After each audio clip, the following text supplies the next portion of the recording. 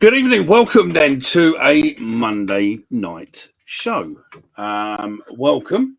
And we're going to look at the post-match and obviously a few other bits what's been discussed since Saturday's game across social media. So again, welcome. Thanks for joining us. And this will be out as a podcast in the morning. So, I am joined by the one and only Jay. Good evening, Jay. Evening, mate. Evening, chat. How are we? Yeah, not bad. Hopefully, everyone's all right, apart from Dan Riggs. I don't know what the fuck is going on, but hey ho, is what it is. Obviously, we're here for you, Chris. Drop me a WhatsApp, mate, and I will drop you the link for the cups, mate. So I meant to text you over the weekend, but I was fucking dog shit. So yeah, no problem at all. Obviously, we played West Brom on Saturday away. We're going to dig into that in a little bit more detail and ask some questions on there. I've got some questions for Jay on there, which will be interesting, shall we say. But before all that, time for the intro. It is. Is it?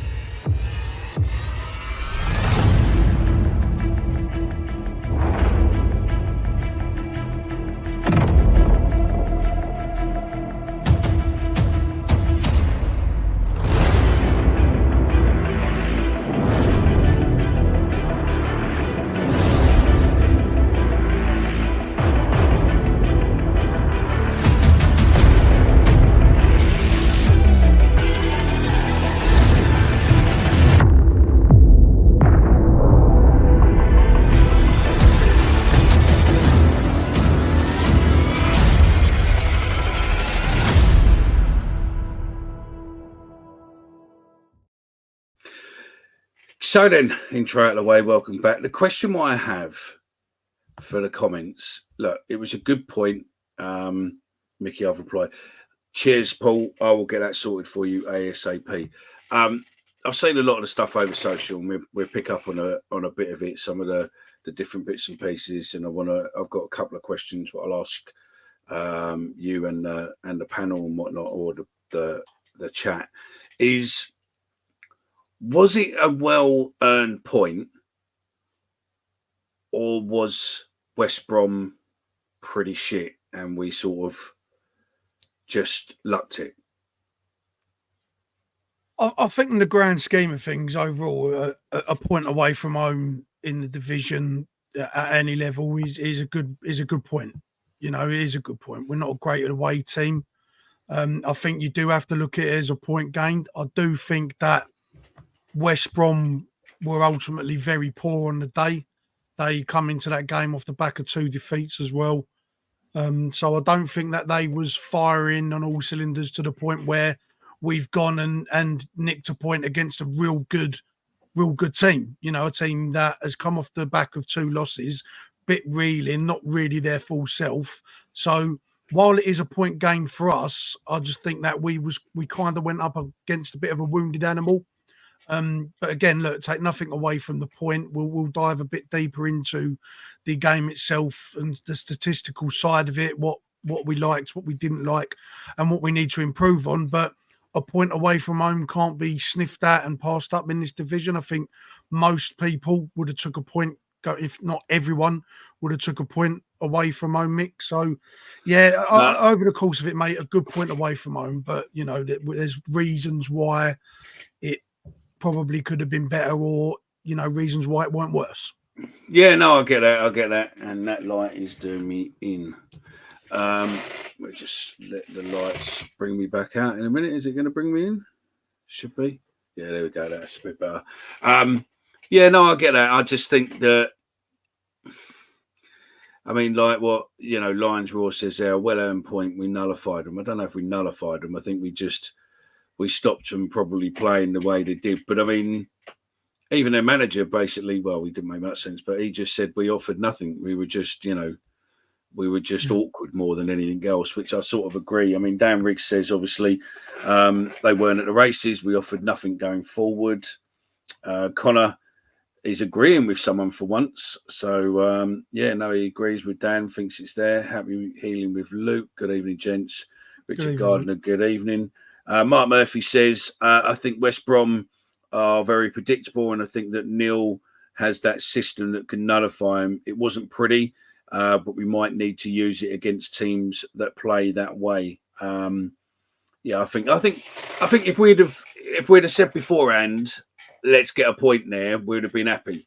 We would have probably bit their hand off. But part of you thinks we have got the 3 points.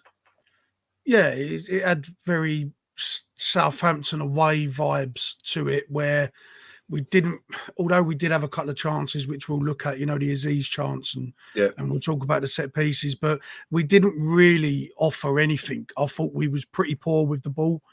I say pretty poor. I thought we was really poor with the ball, and we only had 20% possession. We had a total of 6 shots. Our passing accuracy is something that has to be addressed. We was losing the ball very, very easily, and ultimately West Brom were pretty comfortable. We stuck 10 men behind the ball. They couldn't break us down, and that is part because we was very good at the back. There's some individuals we'll talk about that I thought had excellent games. And we did do a job at defending, and we did sit off. But you listen to Corberan's press conference. In so many words, without saying it, he basically said we're shit, and he was more angry with the fact that his West Brom team just couldn't get the ball over the line, as opposed to us being good at stopping them from getting the ball over the line. And that was quite telling, I thought, because, West Brom, like I said, have been very, very poor the last couple of weeks, conceded a lot of goals and been very poor themselves in possession, from what I've seen. But we didn't really, apart from the defensive attributes, we was very poor, I thought. No, I mean, Nick Sims says, evening, guys. Why is that no matter who we play, our percentage of possession is so low in the centre midfields, or is it just Harris's tactics? I don't know, and I think we might get onto a bit on, a bit later on. I mean, Dan Riggs again, West Brom first half possession peaked at 93%. That's embarrassing. Healing with Luke says, come across a West Brom podcast earlier and found it interesting that another club called us their bogey team. Yeah. They haven't beat us for a while. No. Glenn B said that I would take a point before the game, but didn't expect the whole game and both teams to be so poor. Horrible watch, but a point is a point. Carl, I will come on to your point in a minute. We've not put it up, but I've read it and I agree with you, and I will put that on. Azir hasn't had enough game time and will probably be more likely to miss. So he's probably more likely to miss yet. Charlie says, most people will be annoyed about the game, but 1 point versus a top 6 team in the league is better than nothing. And I think you're right. I think it is right. And I think there was a good few positives to take from it. I think if you look at SA is coming on leaps and bounds each and every game he plays. I think he's going to be an absolute superstar down the line. And I think he's probably going to earn us some big money. Nice to hear Neil talk about him in the press conference. Obviously, that's why a lot of the stories have come out about him rating him and all of this. So that's a fantastic bit. But I suppose the question, and touching on what Cole said there when we're talking about players, who would you be picking after Saturday? Would you be picking Danny Mack or would you be picking Joe Bryan? Personally, and I'll always say it, if you're playing Danny Mack in a right back position and literally keeping him in that position as pure defence, Danny Mack every day, all day. Yeah, I think Danny Mack outside of probably Ryan Leonard and Tanganga. I know that's pretty much all of you back four, but Danny Mack for me is one of the best one-on-one defenders we've got at the club. He has been for a very long time. I think he's a fantastic defensive player, and he was actually very, very good on the ball on Saturday. He was my man in the match.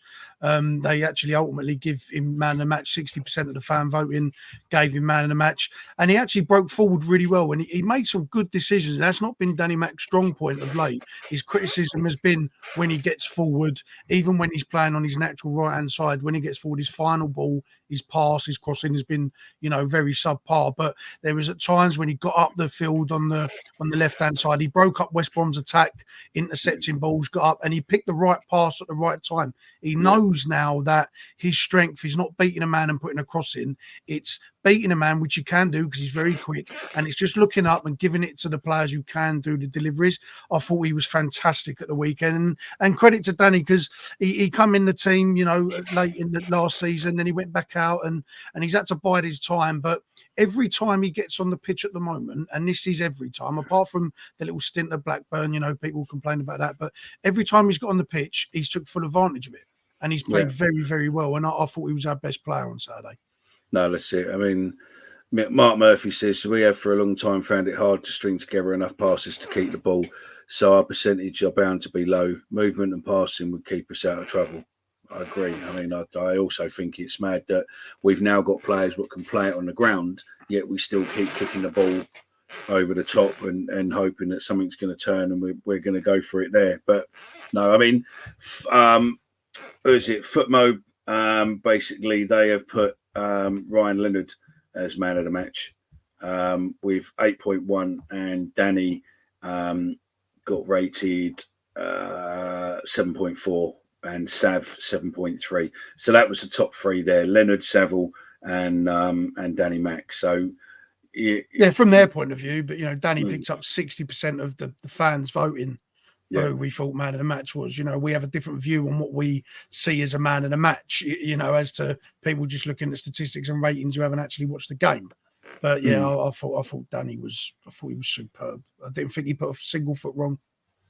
No, I don't think he did either. I think he was it's good. I'm still waiting for the day where we can actually see Milo and Langstaff play, a good few minutes together rather than being, last minute thrown together. So Dan Riggs says Danny Mack is a better left back than our actual left back. Was superb on Saturday. Obviously, Nick Sims is talking about SA, saying, I believe we're sitting on a gold mine. I think you are. I think SA will be gone this season to a higher team or league. I don't think he'll be gone this season. I think we will, because don't forget, he's just recently signed a new extended contract. So I reckon that we will probably sit on him and then play him all this season and get those things up. And then come next summer, I think is when you'll probably look, or the January transfer window, the following one, not this one, the next one. I think that will be the time when we're going. And hopefully, if he carries on the way we think he's going to, then hopefully 15, 20 million we will get for him, and then obviously he can progress from there. So Dan Riggs is on a mission tonight, on a negative mission tonight. He says Sav's done well, but looks so fucked. It's a joke. Rotation, Harris. It's a joke now. Yeah, I know. I don't know why, but I think we're sat on a gold mine with Kelly too. He just needs it. I agree with you. I think Kelly should be getting played more, but he isn't. And again, why? I suppose it's a question you've got to ask there. When you've got someone who has pace, has speed, and young, why isn't he getting a chance to play? Because we know Saville's fucked, and Janor, and why can't we just bring him on for 15, 20 minutes? Yeah, and he's a box-to-box midfielder. He's a typical number 8, and in a sense where you play in a style of play away from home where you have got your back against the wall, that's all well and good, but you still need an outlet to get you up the field to relieve pressure on your defence. There was times on Saturday where it looked like the back four just needed a respite, just for 30 seconds. Just someone get us up the field so that we can just regroup, reset, have a breather. And Kelly's someone that can do that, who's got that raw pace, ability on the ball that can get us up the field. It ain't going to be pretty, but Saville can't do that anymore. We know that. We know what Saville is. He's very good at what he is, but we have to manage it better. And, there's been games in the past where you look at Cardiff, probably should have played him, really, tired legs. And you look at Preston, where he had the prime opportunity there, Harris, to make changes, to give the likes of Massey Kelly, some of the other youngsters, proper good game time in a game that was done and dusted, and he didn't do that. No. In regards to SA, look, you know, he's had to make some comments about SA because a lot of people, myself included, picked up on the comments Harris made about the youth and the youngsters after the Cardiff defeat and didn't take too kindly for it. Yeah, we debated about that on Friday's show. Those of you who are in the chat will probably remember that both Omar and Frankie didn't know whether or not actually it was a dig or whether or not it was, you know, it wasn't necessarily pointed at SA. And that's the problem, though, Nick. We agree. That's why, and we did say on the show that he needs to come out and make clarification, and he did. Yes. He came out, he made clarification, and listen, we know that SA's good. He knows SA's good, and I mean, I think SA's even shocked him because he had SA all of last season and he chose not to play him, and now Gallen may be forcing the hand a little bit to play him. And maybe James Berylson too, or whatever. I mean, I don't know how much involvement he has, but pushing the envelope to say get him out there is showing that it's having a reward because he's superb, absolutely superb. I mean, I agree with Danny, and again, this international, if you get a chance, you know, look and see if he plays for Scotland. But Kelly is a good player. I mean, he's getting in the Scotland team, so you know he can, you know. He's being picked for national, you know, for his age group and stuff. And he's played for Celtic. He's good. Dan's on fire tonight. Look, 21 interception from us, and Lendog made 17 of them. I actually view Kelly as the replacement for SA. I actually think he's got that ability, that, you know, that low centre of gravity, that turn of pace. I think where he is a box-to-box typical weight, he can slot in that 10. He has done for Scotland in the youth teams a lot. And I would like to see him in that position, or even push Casper Denore into a 10 where he could be more effective. I don't think Honeyman's a long-term replacement 10. I do think we need someone behind him or out on that right-hand side if that's where we're going to need to address. Maybe that will be Aziz. But Kelly does offer us a lot of versatility. He can play. He does, but I think he's Saville's replacement, to be fair. Oh, he is. Ultimately, he will be Saville's replacement, but there is a player there that can fill the void when SA goes, because let's be honest, next season, you're probably on the face of performances looking at next season being without SA, being without Tanganga.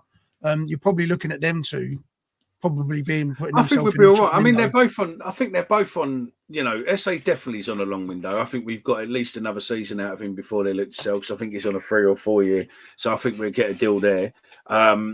Kelly again is on the long term. I think you know the statement of intent from the board and Gallen signings. They've all been long signings. Do you know what I mean? It's all been long signing. I mean, we don't know what's going to happen with Callum. I mean, if you know, depending how bad his back fracture is, whether or not we will see him again. Colburn, hopefully we will see him.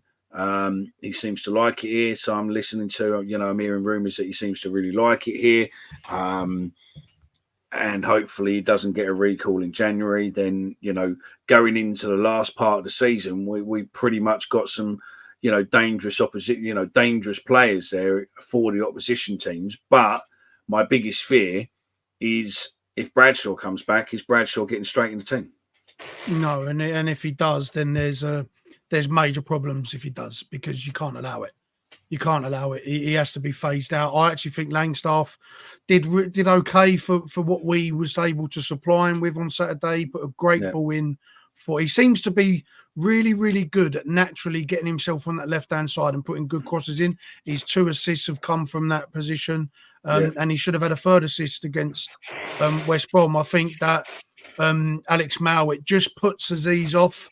He goes for the header, he misses it. Aziz sort of pulls, doesn't, you know, his reaction's not there. But that is not down to Aziz being shit. It's down to, you know, he's rusty. He's a rusty player, and someone who probably plays 3 or 4 games with a lot of minutes, he probably buries that. So, you know, I'm not going to stick too much heat on Aziz. I actually thought Aziz played pretty well. I actually thought he was really good, and I was surprised at how well and disciplined he was at tracking back and helping Lenny out on that right-hand side. He was getting back defensively. He was putting himself about. I thought it was definitely his best performance, and it could have been capped off with a goal. It wasn't, but yeah, there was positive signs from Aziz, because I know a lot of the fan base, especially in our group chat, from myself included, have not been very happy with the products we've been getting from Aziz. But I thought he'd knuckled down on Saturday. He's clear the messages at home, and he did the defensive duties, and he played pretty well, I thought. So there is positives. There's a lot of negatives, and with the passing, that has to be sorted out. The passing's dreadful. The completion percentage again was below 60%. We actually ended the game on 20% possession. It had very much Southampton vibes, and we accepted the Southampton result. One, because we won the game ultimately, but we accepted the style of play because we understood the task. We understood this is the way we have to play if we want to remain in this division. That's probably still the case. I get that. I mean, I get that, and I've got some stats too, and I'll come to one in a minute, which is I've just looked at now when you were talking about stats, and I've just gone into it, and I've just literally just gone, what the fuck? It is literally one of those stats. Let's just answer Chris Brown's question, what he's put there. What's Bradshaw's timeline to get fit? Be interesting to see if Harris brings him straight back in. I agree with you, Chris, but I'm hearing that it's possibly around Christmas time, either before or after. There's been a couple of fans who've seen him, and he reckons that he's coming back just after Christmas or just before. All depends on the recovery. So yeah, it is what it is. Obviously, XG, I'm not going to mention it because the fans hate it. Obviously, we had 6 shots, 4 on target, 2 big chances. What we didn't score, big chances missed 2, obviously. But the most worrying statistic, what I can see there, and this can't be true, surely. Accurate passes, 102 at 59%. West Brom had 611 at 89%. That can't be true, surely. It is, and it's been a common theme, and I've mentioned it on various pods before that our passing accuracy is very, very poor. We're not a very good team on the ball. I know that a lot of fans, and I do think we have played well. I do think the football is much better. It's much more exciting, but it ain't great. Right. There we go. We do create chances, but we also miss a lot of chances. There we go. And it's false positioning that we get ourselves into, because the passing it's not good. We've got chance finishing issues, and we've got defensive lap issues, which were addressed at the weekend. But it ain't all roses people think, Mick. We've played. No. This is the worrying one. So West Brom had 690 passes. We had 172. Obviously, 59% of them was 102 in theirs. On our own half, West Brom on their own half had 307 passes. We had 53. On the opposition half, they had 304 passes. We had 49. Accurate long balls, 11, which was 20%. And accurate crosses, 3, which is 23%. I mean, don't get me wrong, West Brom ain't much in, but it does... We had 10 touches in the opposition box. I mean, whichever way you look at it, those numbers need to go up.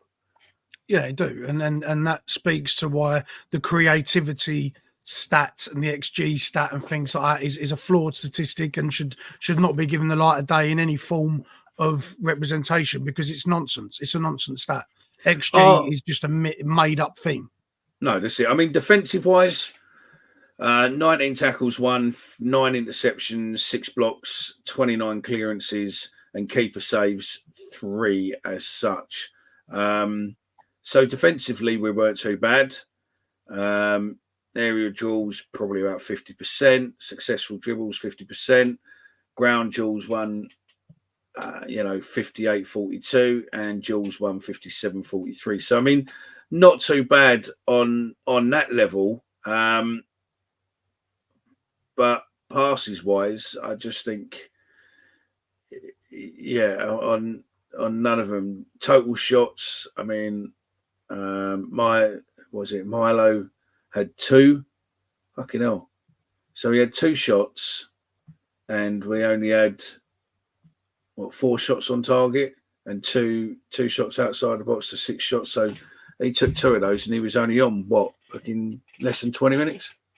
Yeah, and there was a couple of incidences where we could have picked a better pass. I think Saville, there was one that's I've noticed watching it back where Mihajlo Ivanovic, he makes the one, he breaks the 2 defenders, he split them, perfect position for a striker where he's got the defenders either side of him. He could be through and go. If Saville just plays the ball through, just play it through to him, Saville ultimately does what Saville does a lot of the time and chooses to just push it wide, and it nullifies our own attack. Now we actually nullify our own attacks because we just refuse to play that cutting ball. I've not really seen, outside of the Watmore goal where Honeyman played the ball through and he crossed it for Coburn in the Coburn's debut, we haven't really played a cutting pass through the area. You know, Watmore did it against Preston, but there's been countless times where it has been on, and the strikers have made the runs and we haven't played it.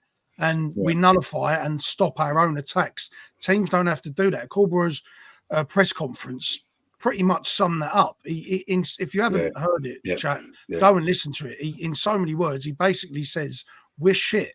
And all we've got is being resolute defensively. I think 90% of teams can be resolute defensively. I think if you're just disciplined and you stick enough bodies behind the ball, you can defend pretty well as a unit. It's naturally harder to break a team down like that. You see it when teams go down to 10 men. I don't think it's down to great coaching or great tactical prowess. I think it is just a numbers game and a discipline game. We have to get better at moving ourselves up the field and controlling the midfield. It's not something that we're doing at the moment. People are excited about the style of football. We do look more attacking. We are creating chances, but the passing, the chance creation conversion rate is very poor. The passing's poor. The set pieces are poor, and we just don't retain possession very well, and it puts pressure on the back four. So, you know, you've got to look at things a little bit deeper and not just go, oh, we created 30 chances. Yes, but we also missed 29 of them. That's it. And that's the difference between 3 points and a point on Saturday, because Aziz, if he scores that goal, we probably win the game. No, that's it. I mean, Rob Quinn says, where we still think it's a club vision, long-term young talent to develop and play, then sell on, versus Harris's short-term needs to try and get results. Ultimately, it's which need wins out. Well, I think it is that, but I think that Harris can play with some of these youth. If he just put trust in, like he has with Esse now, and it's proven, you don't know these, you know, and I don't believe in this. Oh, well, you know, they've got no experience, no this.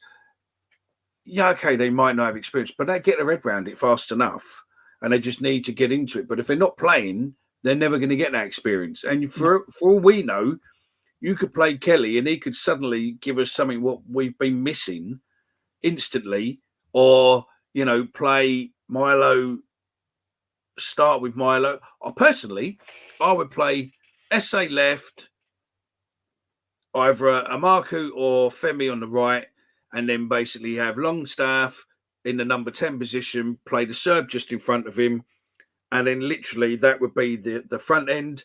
Obviously, I would look at Saville for most of the game and then bring Kelly on and keep Denor, and then pretty much keep the back four what we've got there. But again, you know, you've got to look at, we've got Harding, regardless of what you think of him, when he has played, he's been good.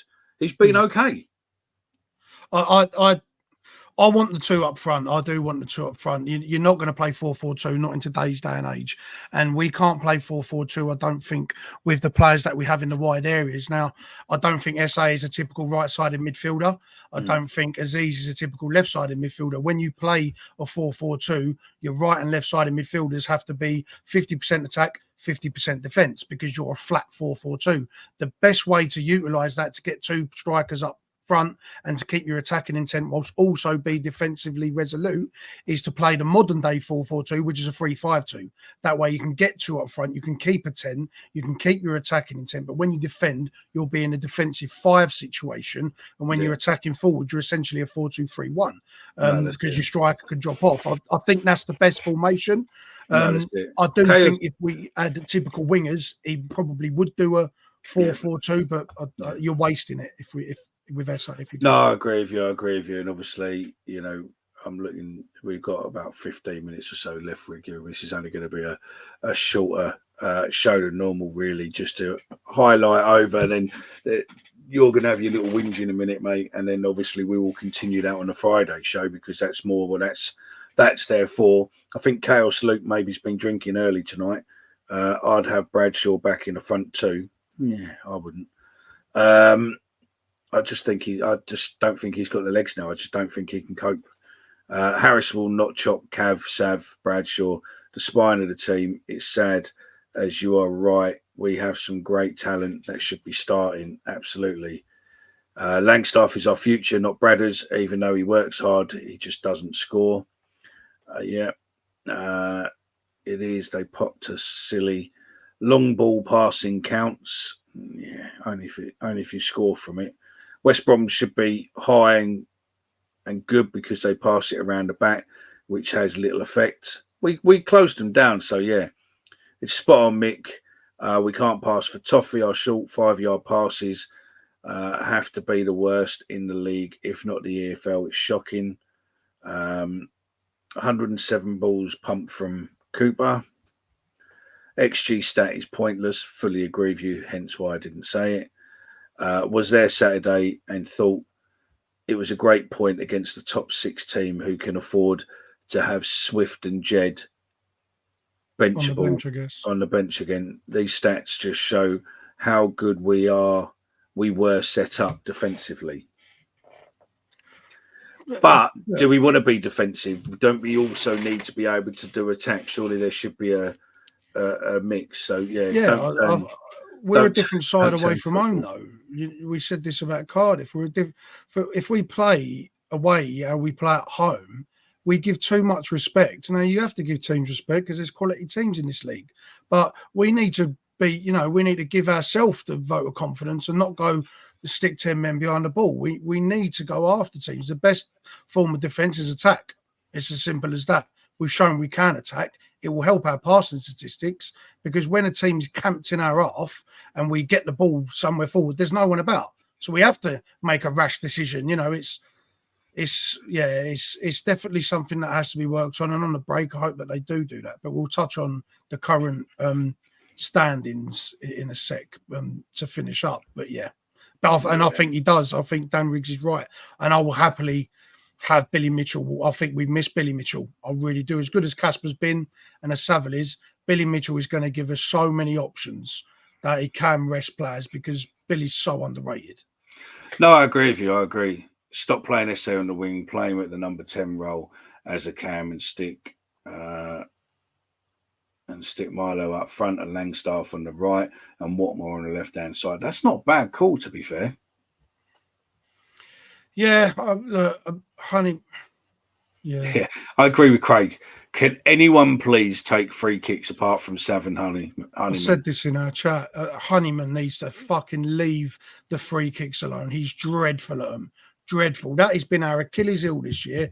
Is set pieces, both attacking and defending them. It is a floated ball up to Cooper, and people say, "Oh, you don't know that they're aiming for Cooper every time." They fucking are. They are. Yeah. So if that's the case, use Cooper as a decoy. Let him go to the opposite side of the pitch, draw 5 players with him, and then hit tango. Put a whipped ball in and have Langstaff with his instincts run on to the end of it. Mix it up. Yeah, 100% agree to you. Yeah, whoever is doing the set piece training, it used to be Adam Barrett. It used to be Adam Barrett. Whether or not it still is or not, I don't know. But yeah, we'll see. We are going to be back on Friday. Obviously, we don't have a game on the Saturday, so we will be doing some fun and games. We'll have some quizzes. We'll have some questions. We'll dissect some bits and pieces, but just to leave you with some thought and whatnot, we'll go through some of these comments what were there. So again, Dan Riggs' comment there, which I'll come to, and then that will lead you in perfectly well. Dan Riggs obviously says there, we don't have endless pots of money. Why did we pay 300 grand extra for Kelly to get him here early when and then bench him? Doesn't make sense. Helping healing with Luke says, I think Edwards exposed the squad we had last season for how poor they are in possession. I actually agree with Possession-wise, that, to be honest. I think it's and agree with him. Let me just check these other two comments will come on. Where is it? Was there a Sunday morning show yesterday? No, there wasn't. I was meant to do it and I was dog shit, so hence why we're on tonight. And if you like Monday night, then we will come back and start doing Monday night as well as a Sunday space, and then we do Monday and Friday on YouTube. So yeah, do let us know if you want that to continue. This is why we've done it tonight, just to see, and hence why we are only doing 45 minutes or so. But the other bit from Dan Riggs is going to lead you straight in for your little rant, which we'll continue to discuss on Friday with the rest of the panel. Harris' last stint with us, he walked away 10 games on 12 points versus Derby coming up will be game 10. And if win, it's 12 points. Will history repeat itself? We lose to Derby, we are bottom 3. Jay, you've got... I'll give you 5 minutes to preempt what's coming on Friday, and off you go. It's definitely a concern. It is definitely a concern. Harris ultimately jumped before he was pushed, and that is a very telling stat. He did leave at this point last season under the man that should not be mentioned. We were, I think, a point better off than we are now. We've got 9 points after 9 games. We've only won 2 in 9. It isn't great. It really isn't great. And I know the football's been good, but it is all about points. And we have Derby and Plymouth coming up.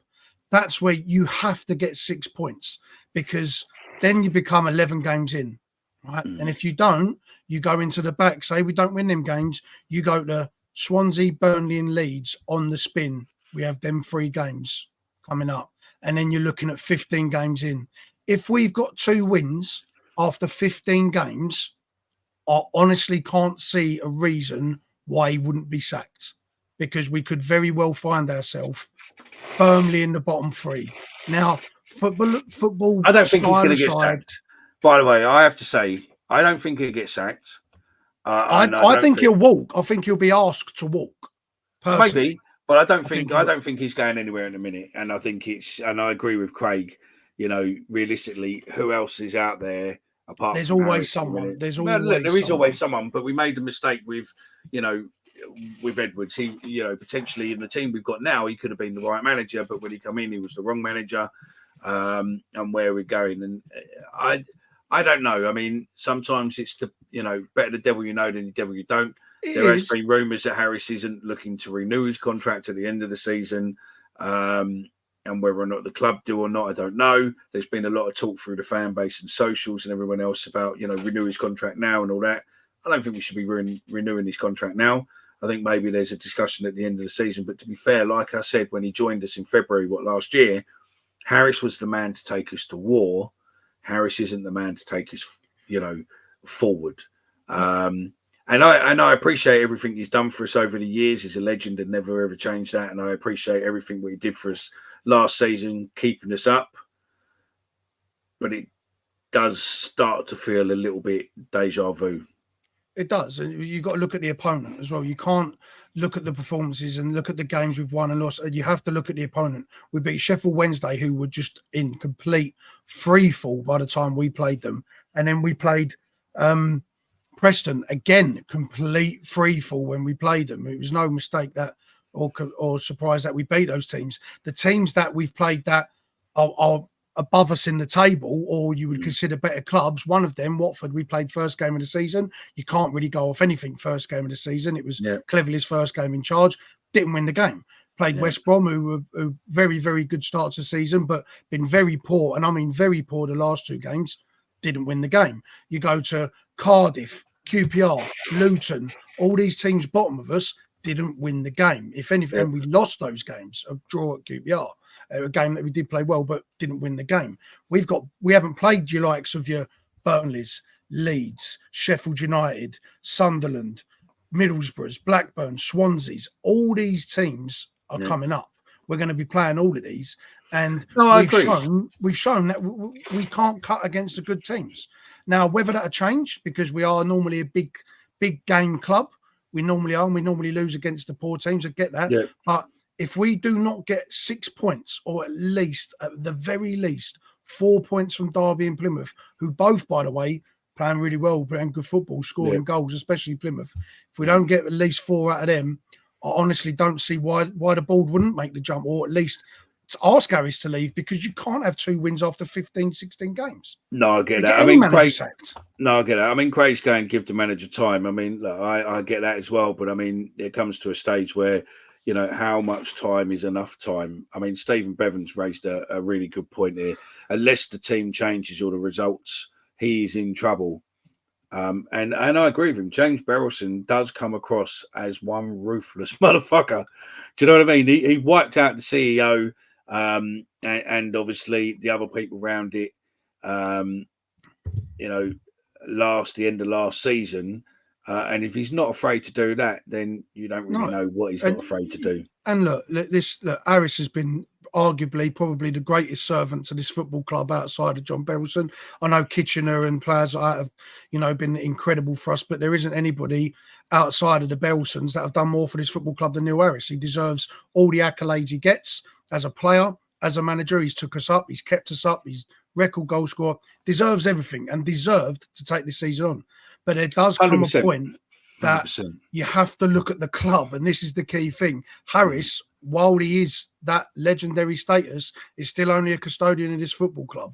Yeah, 100%. We will still be it. Everybody. Yeah, no, I get that. We will still be it. No, I get that. The club is more important. And the thing is, though, Mick, as well, the last point is that you look at the financial aspects now of staying in the Championship. It's not like it was 5-6 years ago, and managers would get 20, 30 games, you know, or they'd even get a season on poor results. Clubs have to make desperate decisions early on, because the money implications are so big now from staying up and going down. And if you find yourself in the bottom 3, 2 wins in 15, you might not come back out of it. No, that's it. Let's address Chris's point. Chris turns around and says, not a massive Harris fan, but they need a replacement lined up, or we are stuck with. But I don't think we are. Personally, I would let Fitzgerald and maybe Nugent have it, just as a caretaker, so that you can concentrate and see what's what. You know, again, you know, I don't think they're looking for a manager at the minute, but I would personally go let them, because that way we can get some. You know, get some youth playing who they know well, and we'll be able to fit in and see what difference that would give us. Dan Riggs, again, I see what you're saying there. Nostalgia will bury this club. We knew this was going to happen. Everyone said it. Yeah. Where are we? Richard Lacey. But big manager, big money. Yeah, I don't think we do. My personal thing is I would love to see Muscat here. Just to tear the fuck out the Championship would be good. We need the points before March, as the last 2 months of fixtures are ridiculous. Be lucky to get 4 points out of that last one. I agree with you there, Luke, but I think personally that I think December is a hard month personally. And yeah, I think it's going to be a worrying time there. We've got 2 breaks coming up, Mick, including this one, 2 international breaks. And you look at the key one, the November one.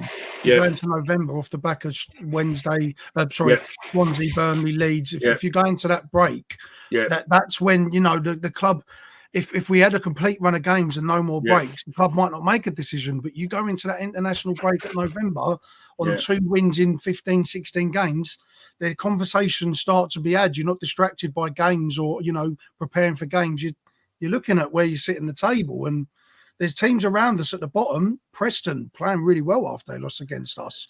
Plymouth, you know, Cardiff have been picking up from where they left off against us. We seem to be the game that turns to people's seasons around. We're starting to look in a bit more trouble than we think. And, you know, and Dan Riggs is bang on exactly what he said. It's a perfect comment. Nostalgia will bury this football club.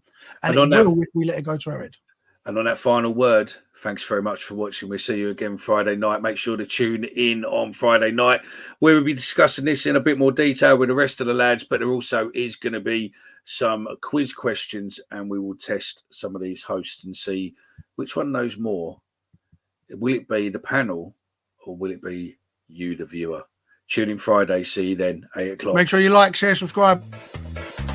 Oh, giddy up and get away.